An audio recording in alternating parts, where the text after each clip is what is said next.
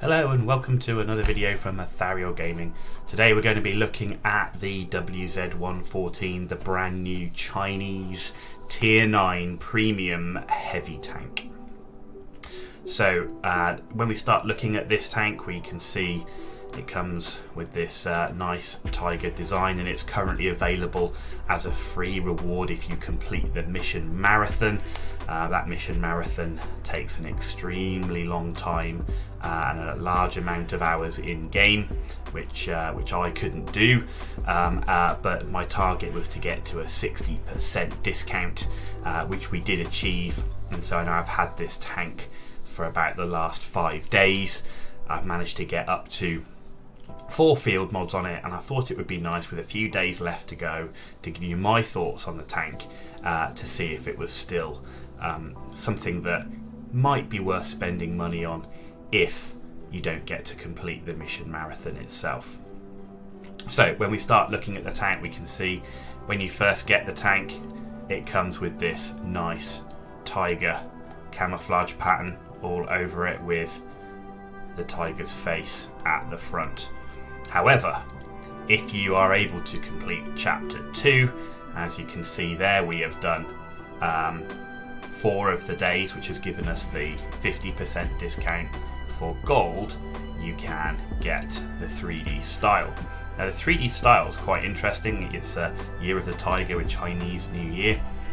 And so you've got the tiger head on the front of the barrel and a nice tiger design on the side. Now, one of the interesting things about the style is you can go to a partial view or a full view, and if you go to partial, what you can see is the barrel goes to a normal style of barrel, and you lose the red wreath around the barrel itself. That appears to be the only differences between the full and partial, but certainly is quite interesting. Personally, I actually like it with the tiger on the end of the barrel. I think it looks really nice, and something that I'll be looking to get. Now, when we consider the tank itself, in terms of the crew, it does come with a Brothers in Arms crew. So we've got obviously the Brothers in Arms on all the crew. We've got 6 cents and repairs, full repairs across everybody, 6 cents on the commander. We've got a snapshot. The gun handling on this tank I found is not great, so snapshot really useful. Off-road driving, it is slow, it is low mobility, kind of reminds me a bit of a 122 TM in that regard. So we've got off-road driving, and now we're going towards smooth ride, and we've got intuition. I think it's really important to get intuition on this tank. I think intuition's a great skill as it is, but when we look the actual damage, if you look at a normal round, it's sort of up to that 660 damage maximum on a normal round, but with HE that can go up to 825 damage with 65mm of penetration. So having intuition, being able to swap the shell types, really important. And we can see even with the premium rounds, you go up to 311 penetration, so you're actually going up quite a lot from penetration. So at that last moment you might need to switch to that premium round. You need to do it, and there's such a long reload time on this tank that having intuition, being able to switch out shells for such a short time, is absolutely critical for the tank. And now we're going towards safe stowage, because one of the things I do seem to find this tank is we seem to get ammo racked quite a lot. In terms of equipment on this tank, I've put in vents. It's a standard setup really, but I like vents. It improves obviously the tank as a whole. Rammer, absolutely needed. It is a really long reload time. You can see right now with the rammer we've got 16.44 seconds reload time. That is really, really long. And vert stabs, because the gun handling, as I said, is absolutely terrible. When looking at the field mods, we've now got 4 field mods on the tank.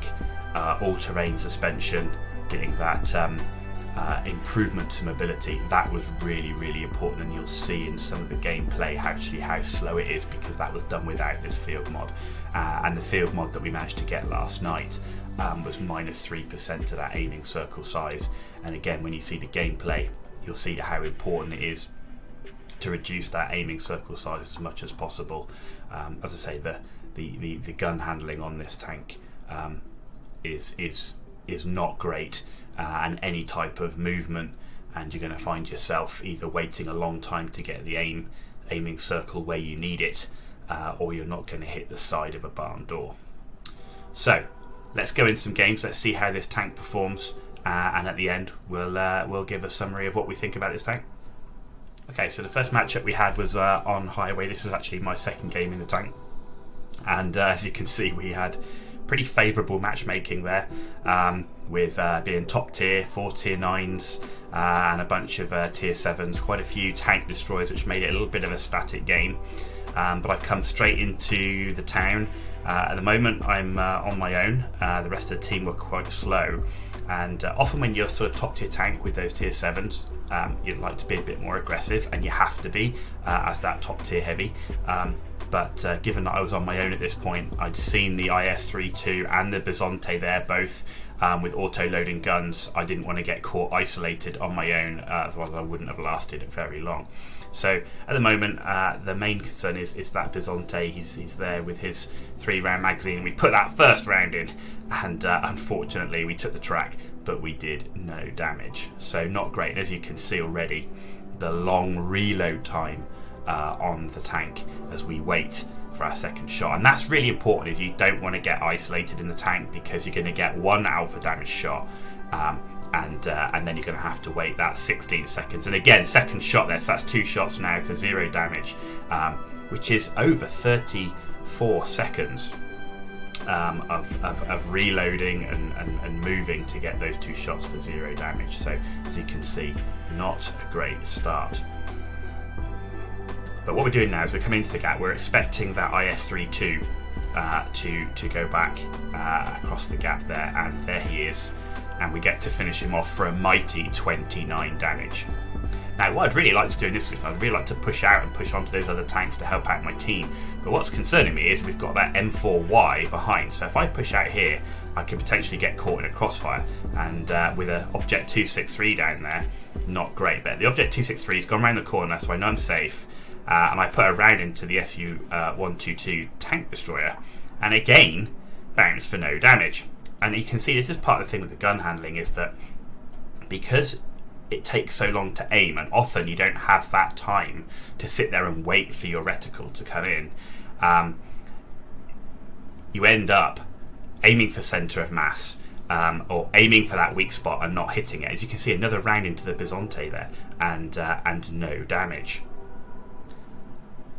But as the Bizonte's tracked now, this is an easy situation, lower plate, and we finish off the Bizonte. But so far, 2 kills, but only 315 damage. But we can see the M4Y is low on health. We're going to push out. We are heavy. We do ram him, 153. Bearing in mind, we don't have controlled impact as a cruise skill. He damages the gun, and here I make a mistake. He's damaged the gun, and I was worried about the 263, and I repaired my track. But actually, that 263 was already under pressure by other tanks, and I'm left with a damaged gun. And now I've got to wait 90 seconds before I can repair the gun, which already has bad gun handling. So that was a real bad play by me. I should have actually waited. I should have been more aware of where my team were, and waited for the track to repair, and repaired my gun.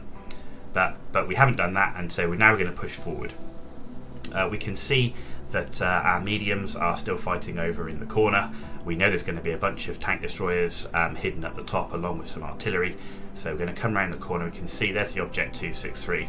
We were actually going to push around the corner, but I didn't want to block the VK4502, so I wanted to make sure I gave him plenty of space. But we can see now a T26, and look at that aim time. Look how long it takes to get that full aim, and that was with a damaged gun. But we did manage to get the hit, and as you can see there, nice roll, 515. And that's what this tank does really well. It's got really good alpha damage. But in reality, when you look at that gun, it's kind of just a worse E75 overall. So that's just something to think about. But this tank, you know, it does earn credits, but the credits it earns is just like a tier 8 premium, but you can earn bonds in it. So the Object 263 is down. And again, we know we've got plenty of hit points. We're going to push across the hill to the other side. Now what I'm expecting is, I'm expecting the artillery to be back in those trees at the top of that hill up there, potentially as well as a couple of tank destroyers, one of them being an ISU, and I know he can hit pretty hard. As you can see there, at the moment we're at 3 kills, but only 1100 damage. And that's one thing the tank does do, with that big alpha damage, particularly when you're top tier. It's actually quite good at getting kills overall. So if you've got missions where you need to get a number of kills or a number of kills over a certain number of battles, not a bad tank to do it, but you are going to need those favourable matchups. So we've managed to repair our gun now as we push up to the top of the hill, and we're going to see as we peek over the top of it, we've got quite good gun depression. We've got a very strong turret aside from the big weak point in the cupola. So we've been spotted, but we're going to keep pushing. But a Jag Panther tier 7 here. I'm not really, I just want to aim for centre of mass. I know I've got a pretty good chance of penning in pretty much anywhere, and we finish him off. So up to 4 kills now. As we push in, we need to try and spot that RT. So there's one RT, it's been spotted. He's running, but I'm thinking, yeah, there's the second one. Second one comes up, he's killed, but we take the spotting damage from it. So we're going to go around after that other RT now, and because I've expected to see TDs by now, so there's no more tank destroyers hidden in those trees. They must be over the other side. There's that final RT, so we finish him off, and we've got 5 kills in the game. As I said, racking up those kills, but not exactly getting a lot of damage. The ISU's now coming over, and of course he's the one I do worry about. He can do a lot of damage. As he's coming over, he's obviously gunning for me. We just stop, take a bit of time to get that reticle aimed in. We put the damage into him, and I get away with a shot to the track for no damage, as we saw happen to me earlier in the battle. So Tortoise as well, he's obviously making those kills. Tortoise in a great matchup as well as top tier, with the Hellcat just up down. I think that he gets finished off by the VK45. So as we can see there, 5 kills, 2,200 damage, 350 spotting. Favourable matchup, but as you can see, some of that gun handling when moving is a problem. Okay, so here we are on our next game, and we're on mines, and we are heading straight towards contesting the hill. We can see our EBRs running for it, and on this map, I like to think whoever controls the hill most of the time wins the match. So the EBRs are up there, but the rest of our mediums have decided to go out onto the flanks, but we're going to push up. The tank has good gun depression, it's got a good strong turret, and we're going to try and help, but the 277 has made his way on top of the hill, and at this point the EBRs are having to move, and the hill at that point has been lost. So we've got a back chat over there, a T-34 and an IS-32 in front. We've got a 277 that's on top of the hill, and we're in a much weaker position. So we're waiting for that long aim time, and we're going to try and take the weak spot on top of the T-34. We get it. As you can see, once you are fully aimed in, it's actually not that bad shooting. It's just the time it takes to get there. Which does mean that if you're in a higher tier matchup, you've got much more opportunity to be that sort of support tank, kind of a very close range sniper. But you do have to wait for that to be fully aimed in before you make the shot. So I'm trying to get round the corner to see if I can spot that 277. Unfortunately he's not, but there's the 122 TM. Now we're going to see if we can get a shot on him as we kind of peek over. Initially we're going for the lower hull. He's moving backwards. I changed to shoot at the cupola. Unfortunately we miss, and we bounce off the turret. So we've got an Object 268 version 5 at the back there. That does cause us some concern. That will definitely hurt. But we're going to see if we can peek over. Now he's safe behind the rock. So we're going to see if that 122 TM comes back. Looking for that cupola shot, and oh no, we go over the top.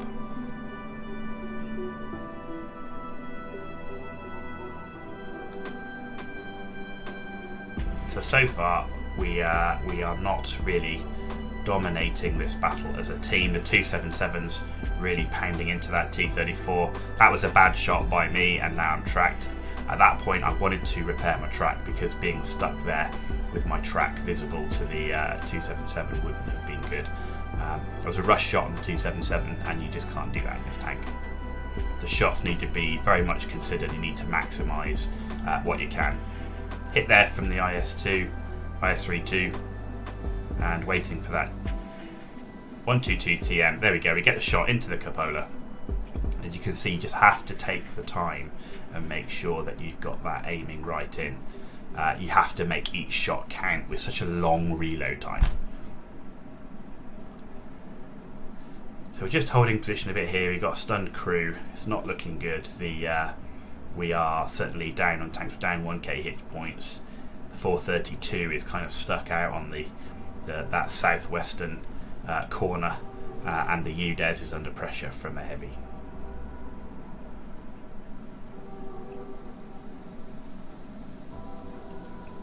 I still wanted to contest the hill. Missed the bat chat going up there.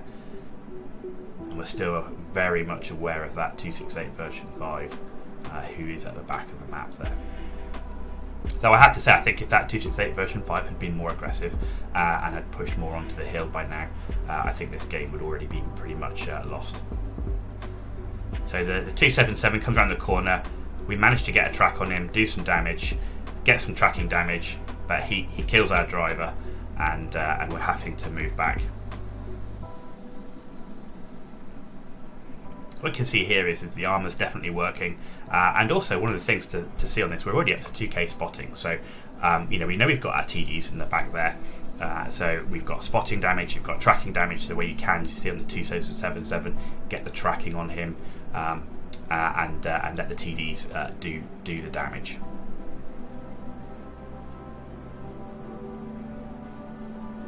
You can see the strength of the turret as well. We'll see that in a bit as well. But we've got gold rounds from the IS-32 there into the turret and bouncing off. So a strong turret is just being aware of that cupola. But of course here I have an advantage in that the cupola's on the right side of the turret. So if I'm staying close to the rock face, my actual cupola's hidden and I'm only exposing the left side of the turret, which is the best position you can be in. Hull down with that weak spot of the cupola completely hidden.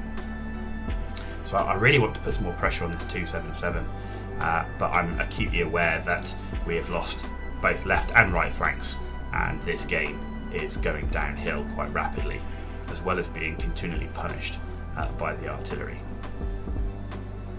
So the IS-32 has now moved, the 277 has now moved back up the hill, and I still can't get that shot on him.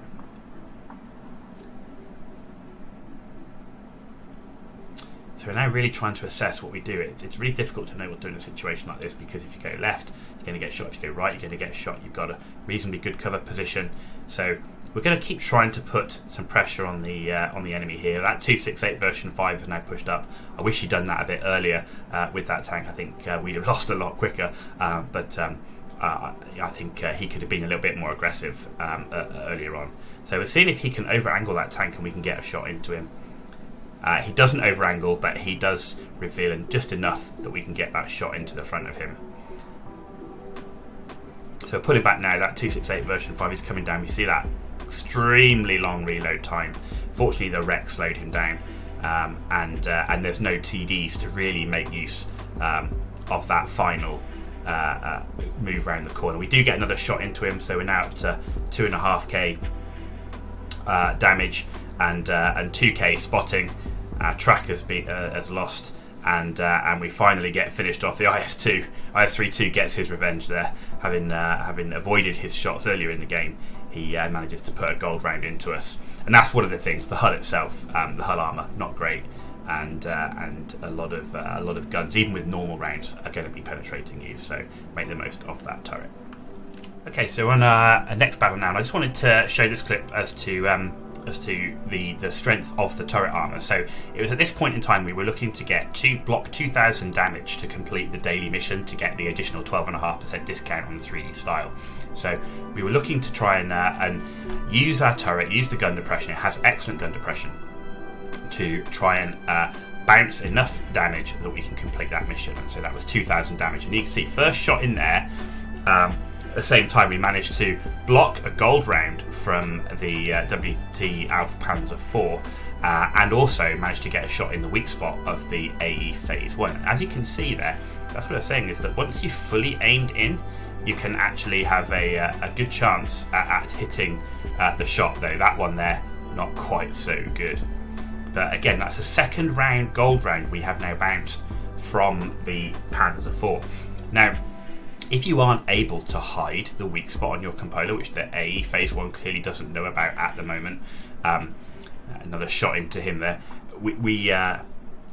then if you crest a ridgeline at range, then generally there's enough dispersion in the game. They're not going to accurately hit that weak spot every time unless you're got a really good sort of sniping tank. But as you can see, that Panzer IV now, he's bounced 4 gold rounds off my turret, and I've already now completed that daily mission of blocking 2,000 damage, having now blocked 2,200.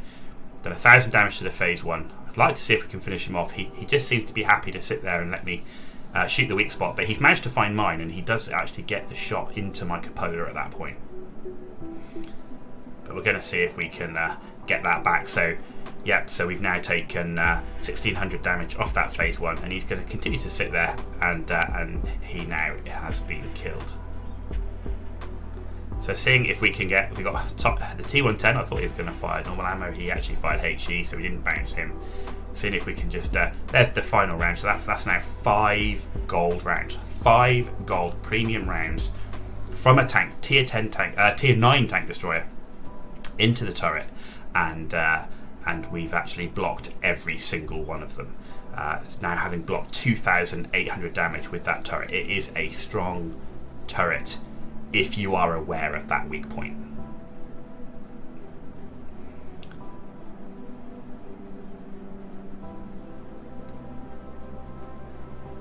So as we can see there, this game will end up being a loss. We've lost the town, and our team are slowly falling back, and we are unable to maximise, even with having a chieftain on our team, we're unable to maximise the damage we've done in the valley.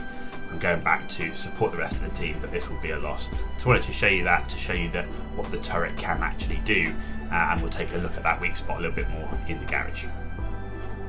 Okay, so we're back in the garage now, and let's have a look at that turret. As you can see from the front there, it's got this nice angling, nice sloping on the turret, but if we zoom in, we can actually see there's the cupola, and that is a huge weak spot. It's very unarmoured, and it is quite sizable.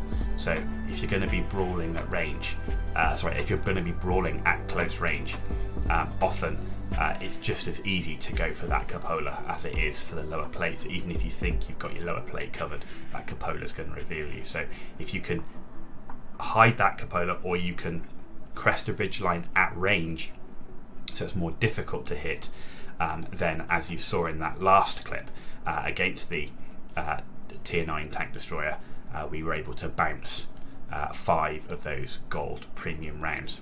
So overall, what did I think about the tank? I think it's average at best. If you're looking to get this tank to earn credits, I think there are better tier 8 tanks. It certainly doesn't earn credits any better than a tier 8 premium tank does, and I certainly find myself more consistent with tanks like Scorpion, Bizonte, and AMBT, for example, in earning credits than this tank. Also, it does actually need really good crew skills and probably bounty and bond equipment to really make this tank work. Is that something you really want to put into this? I'm not sure. So if you were thinking of using it as a crew trainer, again, an average tank, I think, for that. Only you know how to spend your money, but overall, the one thing that it does have as a redeeming feature is you can earn bonds in this tank, like the tier 10s. So, you've got your 100 bond weekly limit, as always, but you are able to earn those bonds while maintaining a positive credit inflow, unless you're going to use premium rounds for the whole game, in which case you won't be making any credits at all. The 3D style is nice, so if you like the style, if you like the tank, absolutely worth getting. Maximise those discounts where you can. So there's certainly the first few missions on the mission marathon are fairly easy and don't take that long, so why not get that 30 or 40% discount straight away. And the same with if you have the tank early enough, being able to do those chapter 2 missions. Unfortunately, they only last for a day, so the longer it takes for you to get it, the less discount you get. And again, that all comes down to how much gold you've got. Do you want to use your gold for that 3D style? But yeah, it's got mediocre mobility, it's got mediocre gun handling, It's got very nice alpha damage, but a very long reload. An amazing turret with good gun depression, but that turret does have that weak spot.